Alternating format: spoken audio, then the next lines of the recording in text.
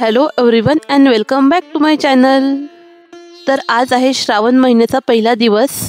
First time मी यावर्षी श्रावण महिन्यामध्ये एवढी एक्साइटेड आहे आणि त्याचं कारण पण तसंच आहे। यावर्षीपासून आम्ही घरामध्ये गणपती बसवणार आहोत। तर आज श्रावणाचा पहिला दिवस असल्यामुळे मी घरातील सर्व देवाची भांडी धुवायला काढली आहेत। देवघराची एकदम डीप क्लीनिंग चालू आहे आणि त्यात मला हेल्प करतो आहे अव्यान। मी देवाची भांडी घासत होती तर त्याला पण घासायचे होते, म्हणून त्याच्या हातामध्ये मी एक ग्लास दिला।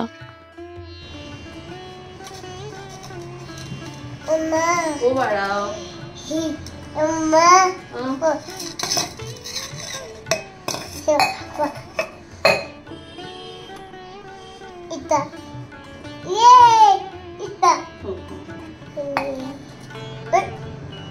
काय नाही, बस बस बस, नो आता नाही, आता नाही।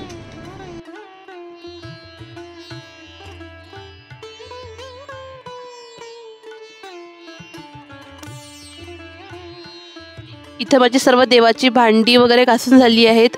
देव पण मी आज घासले आहेत आणि हे कालचे दीप अमावस्येचे दिवे यांना नंतर वॉश करेल।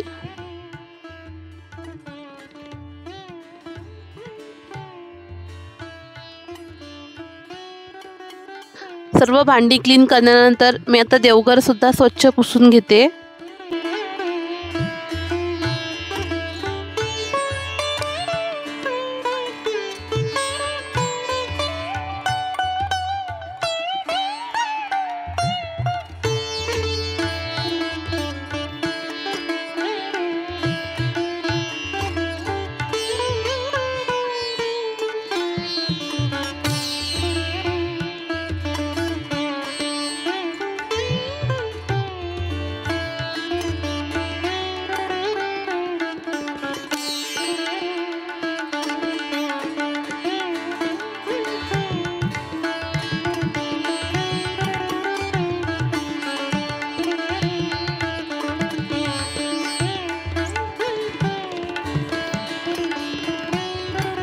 अन्नपूर्णा देवी ज्या तांदूळामध्ये ठेवते तो तांदूळ सुद्धा चेंज केला।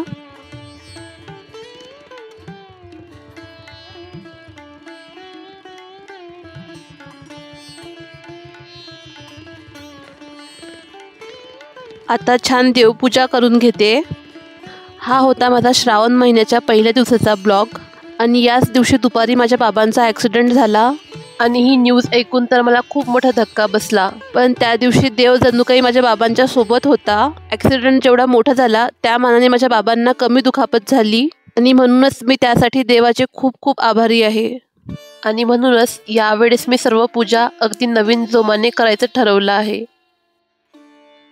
तर आज आहे श्रावण महिन्यातला पहिला सोमवार।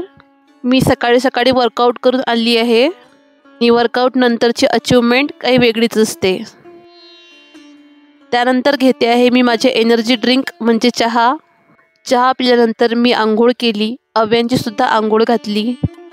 त्याच वेळात कामवाल्या मावशी येऊन गेल्या, त्यांनी भांडी आणि झाडूपोछा केला आणि आता करते आहे मी पूजेची तयारी। पूजेसाठी मी ऑनलाईन काही फुलं, बेलपत्र आणि धतुरा ऑर्डर केलेला। हे सर्व छान वॉश करून घेते। एवढ्या बेलपत्रांमध्ये मला 2 ते 3 बेलपत्रच चांगली मिळाली। यूट्यूबवरती व्हिडिओमध्ये ऐकलं होतं की महादेवाला कुठलीही खंडित गोष्ट आवडत नाही, म्हणून बेलपत्र पण मी पूर्ण जे चांगलं असेल तेच निवडलं। त्यानंतर तुपाचा दिवा तयार केला। महादेवाला हळदी कुंकू चालत नाही म्हणून मी हे चंदन उगवते आहे। त्यानंतर आता पंचामृत बनवते। मध, साखर, तूप, दूध आणि दही। प्रसादासाठी फळं ठेवते आहे।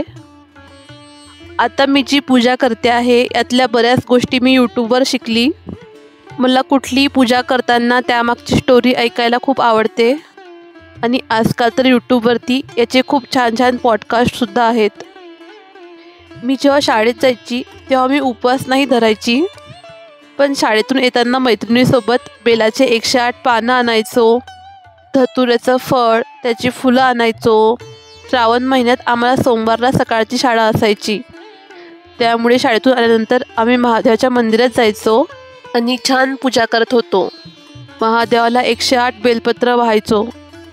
नकळत, पण तेव्हा आम्ही हे सगळं अगदी निर्मळ मनाने केलं आहे. आणि आज मी पण तेच माझ्या बाळाला शिकवायचा प्रयत्न करते आहे. आणि तसंही त्याला कुठलीही पूजा करायला खूप आवडते. संध्याकाळच्या वेळेस मी फक्त दिवा जरी लावत असली तर तो त्याची चेअर घेऊन तिथं बसतो. हो, तो माझी पूजा चालू असताना थोडासा लुडबुड करतो. पाणीच सांडून देईल, नाहीतर दिवाच विझवेल आणि त्यामुळे माझा त्याच्यावर थोडासा आवाज पण वाढतो. पण इट्स ओके. शेवटी महादेव फक्त भक्तीचे भुकेले आहेत. मी यूट्यूबवरती एका पॉडकास्टमध्ये असं ऐकलं की महादेवाला एक बेलपत्रसुद्धा अगदी भक्तीने वाहिलेले चालते. जे कोणाला चालत नाही ते महादेवाला चालते. फक्त मनामध्ये भक्ती पाहिजे. आणि म्हणूनच मला जशी जमेल तशी मी साधी, छोटी आणि घरीच पूजा केली.